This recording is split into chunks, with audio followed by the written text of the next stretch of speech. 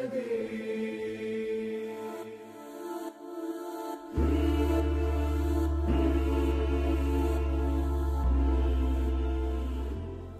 باللہ من الشیطان اللعین الرجیم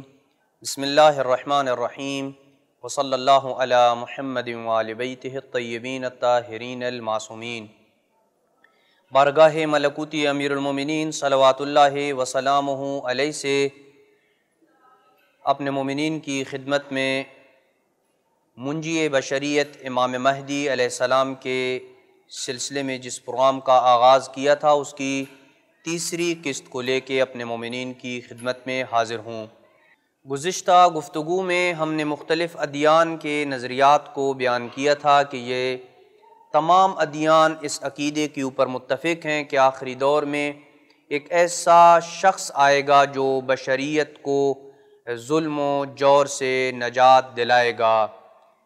لیکن اس مقام پہ سوال یہ پیدا ہوتا ہے کہ آیا قرآن مجید میں نظریہ مہدویت کو متعارف بھی کروایا گیا ہے یا نہیں؟ یعنی قرآن نے اپنی آیات میں کسی ایسے نجات دہندہ شخص کا تذکرہ، اس کے اوصاف اور اس کے خصائص کو بیان کیا ہے یا بیان نہیں کیا؟ اگر ہم قرآن مجید کا بغور مطالعہ کریں تو اس سلسلے میں ہمیں کافی آیات سامنے آتی ہیں کہ جو منجی بشریت اور ایک نجات دہندہ شخص کے اوصاف کا تذکرہ کرتی ہیں وقت کے دامن میں، اور ہم یہاں انہی آیات میں سے چند ایک آیات کو مختصراً اپنے مومنین کی خدمت میں بیان کریں گے جن سے یہ بات ثابت ہو جائے گی کہ قرآن مجید نے بھی عقیدہ مہدویت یا منجی بشریت یا نجات دہندہ شخص کا تعارف اور اس کے اوصاف کو بڑے واضح انداز میں بیان کیا ہے کہ جو ظلم و جور میں گھری ہوئی اس انسانیت کو نجات دلائے گا۔ سب سے پہلی آیت سورہ انبیاء کی آیت نمبر 105 جس میں خالق لم یزل ولا یزال نے منجی بشریت اور ایک نجات دہندہ ہستی کا ان الفاظ میں تعارف کروایا ہے کہ بسم اللہ الرحمن الرحیم وَلَقَدْ كَتَبْنَا فِي الزَّبُورِ مِن بَعْدِ الذِّكْرِ أَنَّ الْأَرْضَ يَرِثُهَا عِبَادِيَ الصَّالِحُونَ، یعنی خداوند عالم کی ذات فرما رہی ہے کہ ہم نے زبور میں ذکر کے بعد یہ لکھ دیا ہے کہ زمین کے وارث ہمارے نیک بندے ہوں گے۔ اس آیت میں اگر غور کیا جائے تو چند نکات سامنے آتے ہیں۔ سب سے پہلا نقطہ اس آیت میں غور کرنے سے جو سامنے آتا ہے وہ یہ ہے کہ خداوند عالم کی ذات نے اپنے لیے قرآن مجید میں جہاں بھی لفظ کتابت جس کو ہم اپنی زبان میں لکھنے کے معنی میں استعمال کرتے ہیں، جہاں بھی قرآن مجید میں اللہ نے اپنے لیے یہ لفظ استعمال کیا ہے، اگرچہ ہماری زبان میں اس کا معنی لکھنے کا ہوتا ہے لیکن اگر اس کے دقیق معنی کی طرف غور کیا جائے تو اس کا مطلب یہ ہوتا ہے کہ خداوند عالم کی ذات اپنے اوپر کسی چیز کو لازم قرار دے رہی ہے اور اپنے اوپر اس چیز کے واقع ہونے اور وقوع پذیر ہونے کو حتمی قرار دے رہی ہے کہ میں اللہ یہ وعدہ کر رہا ہوں اور اپنی ذات کے اوپر یہ لازم قرار دے رہا ہوں کہ یہ چیز وقوع پذیر ہوگی۔ پس خداوند عالم کا یہ کہنا کہ وَلَقَدْ كَتَبْنَا فِي الزَّبُورِ یعنی ہم نے زبور میں لکھ دیا ہے، اس کا مطلب یہ ہے کہ ہم نے اپنی ذات کے اوپر یہ چیز لازم قرار دیا ہے اور اپنے اوپر اس کو حتماً اور فرض قرار دیا ہے کہ یہ بات متحقق ہو کے رہے گی کہ زمین کے وارث میرے نیک بندے ہوں گے۔ دوسرا نقطہ جو اس آیت سے سمجھ آتا ہے وہ یہ کہ خداوند عالم کی ذات نے لفظ ارض استعمال کیا ہے، ان الارض یرثها عبادی الصالحون۔ ارض عربی زبان کا لفظ ہے اور اس کا معنی اردو میں زمین ہے۔ اس کا معنی یہ بنتا ہے کہ ہم نے زبور میں لکھ دیا کہ زمین کے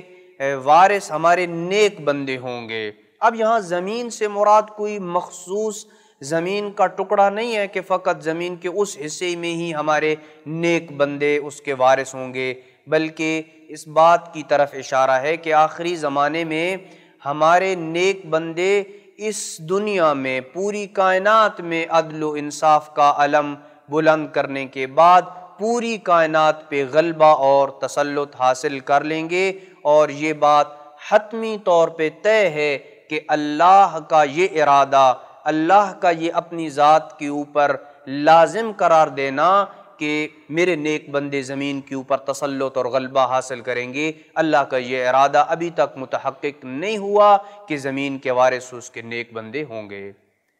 تیسرا وہ نقطہ جو اس آیت سے سمجھ آتا ہے وہ یہ کہ آیت میں استعمال ہونے والے الفاظ میں سے ایک لفظ صالحین ہے۔ صالحین سے مراد نیک لوگ ہیں۔ نیک لوگوں سے مراد فقط وہ لوگ نہیں ہیں کہ جو نماز روزے کے پابند ہوتے ہیں اور اپنے واجبات کے اوپر عمل کرتے ہیں، اس سے مراد وہ لوگ ہیں کہ جو اپنے نفس کے اعتبار سے بھی پاک ہوں، اپنے قول و فعل اور اپنی فکر اور عقیدے کے اعتبار سے عصمت و طہارت کے درجے کے اوپر فائز ہوں گے، اور یہ اوصاف معصوم کے علاوہ کسی اور ہستی میں نہیں پائے جاتے کہ وہ اپنی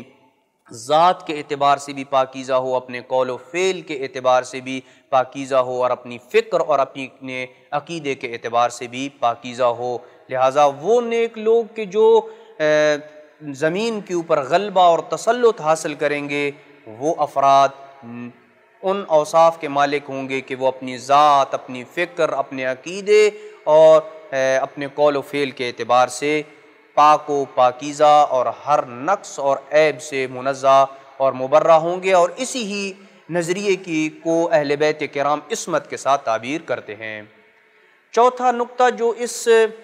آیت سے سمجھ آتا ہے وہ خداوند عالم کی ذات نے جو لفظ استعمال کیا ہے ان الارض یرثھا، یرث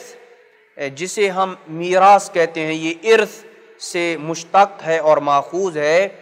اس کا معنی یہ ہے کہ لغوی معنی اس کا یہ ہے کہ کسی چیز کا کسی دوسرے کی جانب بغیر کسی عوض یا لین دین کے منتقل ہو جانا، جیسے کہ کوئی انسان مر جاتا ہے اور اس کی جائیداد یا اس کی جو میراث ہوتی ہے وہ اس کے ورثاء کی طرف بغیر کسی لین دین کے، بغیر کسی عوض کے اس کے ورثاء کی طرف منتقل ہو جاتی ہے۔ یہ میراث کا ایک عام معنی ہے، لیکن قرآن مجید کی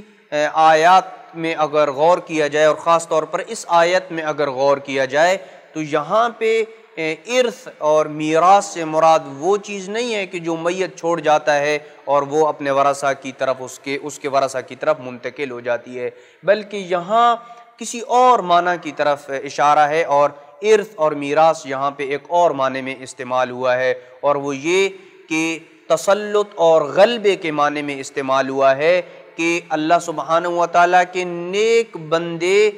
زمین کے اوپر غلبہ حاصل کریں گے، اور اسی کی طرف بھی قرآن مجید کی دیگر آیات میں اشارہ موجود ہے کہ وَأَوْرَثْنَا الْقَوْمَ الَّذِينَ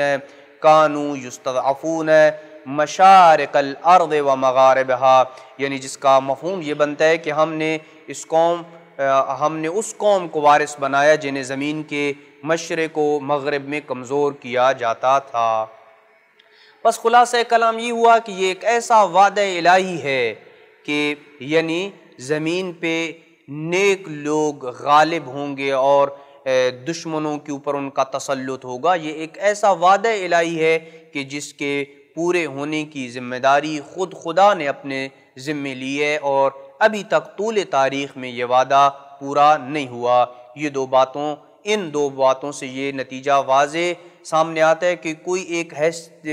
کوئی ایسی ہستی ضرور آئے گی جو اپنے عقیدے، اپنے قول و فعل اور اپنے نفس کے اعتبار سے پاک و پاکیزہ ہستی ہوگی، عصمت کے درجے کے اوپر ہوگی، جو زمین پہ تسلط اور غلبہ حاصل کرے گی۔ اور مذہب اہل بیت کے مصادر میں اگر نگاہ دوڑائی جائے تو اس آیت کی تفسیر میں صراحت کے ساتھ یہ بات مذکور ہے کہ وہ ہستی جو آخری زمانے میں زمین پہ غلبہ پائے گی وہ امام مہدی علیہ السلام ہوں گے اور ان کے اصحاب ہوں گے۔ یہ آیت جسے ہم نے اپنے ناظرین کے سامنے تلاوت کیا ہے کہ ان الارض یرثھا عبادی الصالحون، اس آیت کی تاویل میں امام محمد باقر علیہ السلام ارشاد فرماتے ہیں ہم اصحاب المہدی فی آخر الزمان، کہ آخر زمان میں امام زمان علیہ السلام کے اصحاب اور خود امام علیہ السلام کی حکومت میں اور ان کی قیادت میں یہ غلبہ اور تسلط حاصل ہوگا اور نیک لوگ زمین پہ غلبہ حاصل کریں گے۔ اسی طریقے سے یہ آیت کہ ان الارض یرثھا عبادی الصالحون کے ذیل میں تفسیر قمی میں درج ہے کہ ان الارض یرثھا عبادی الصالحون القائم و اصحابہ، کہ وہ نیک بندے کہ جو زمین کے اوپر تسلط اور غلبہ حاصل کریں گے، ان سے مراد امام زمان اور ان کے اصحاب ہیں۔ پس خلاصہ کلام یہ ہوا کہ یہ وعدے الہی ابھی تک متحقق نہیں ہوا، اور جس ہستی کے ہاتھوں پہ یہ وعدہ متحقق ہوگا اور اللہ کا یہ وعدہ رونما ہوگا اور وقوع پذیر ہوگا، وہ مذہب اہل بیت کے نزدیک امام زمان عجل اللہ فرجہ الشریف ہیں۔ دعا ہے کہ خداوند عالم کی ذات ہمیں امام زمان علیہ السلام کے سپاہیوں میں شمار فرمائے اور غیبت کبریٰ میں اپنی ذمہ داریوں کو سمجھنے کی توفیق نصیب فرمائے۔ وصلی اللہ علی محمد وآل بیتہ الطیبین الطاہرین المعصومین۔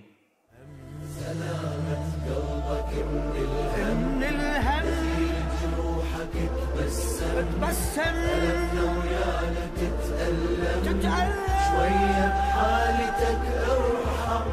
سلامة سلامة سلامة قلبك